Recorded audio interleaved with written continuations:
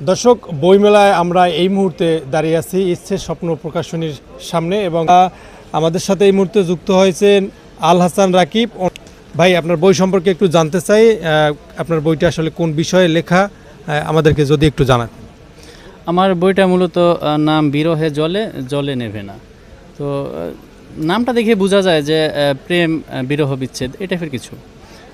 তো বিরহ বলতে আমরা শুধু প্রেম, ভালোবাসা, হ্যাঁ, যে প্রেম করে ছেঁকা খেয়ে এটাকেই বুঝি অনেকে না, কিন্তু বিরহ আমরা যেমন কেউ ঈশ্বরের প্রেমে পড়ে, ঈশ্বরের প্রেমে পড়ে, হ্যাঁ, এটাও একটা সে ঈশ্বরকে না পেলে সেটা একটা বিরহ তার কাছে।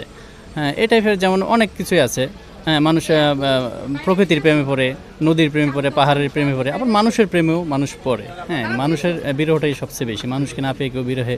মূলত রোমান্টিক কবিতা সবগুলোই, আবার দেশ, হ্যাঁ, তারপর পারিপার্শ্বিক বিষয়, তারপর 24 পরবর্তী গণঅভ্যুত্থান পরবর্তী বিষয়াদি নিয়েও আমার এটার ভিতরে লেখা আছে। আপনার লেখালেখি নিয়ে ভবিষ্যৎ পরিকল্পনা কি? লেখালেখিটা মূলত আমার নিজস্ব প্রফেশন আছে, তার পাশাপাশি আমি লেখালেখিটা করছি। ইনশাল্লাহ দেখি কত দূর যেতে পারি। এরপরে আরও কাব্যগ্রন্থ আসবে, গল্পগ্রন্থ আসবে, উপন্যাস নিয়ে কাজ করছি, উপন্যাস আসবে। এই যে লেখালেখি করেন, লেখালেখি করতে গিয়ে ব্যক্তিগত জীবনে কোনো সমস্যার সম্মুখীন হতে হচ্ছে কিনা?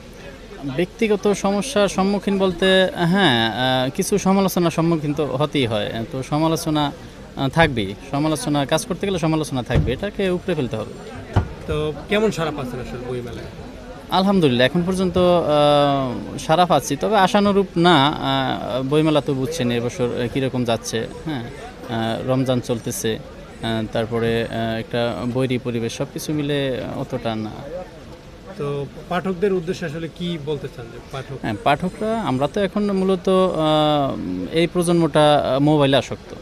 তো আমাদের উচিত এখন বই কেন্দ্রিক হওয়া। হ্যাঁ, তো আমি সকল পাঠককে বলবো, সকল এই প্রজন্মকে বলবো যে আপনারা সকলেই, হ্যাঁ, বইয়ের দিকে নজর দেন, বই পড়েন। বই পড়া ছাড়া একটা জাতি কখনোই উন্নতি করতে পারে না, বই পড়তে হবে।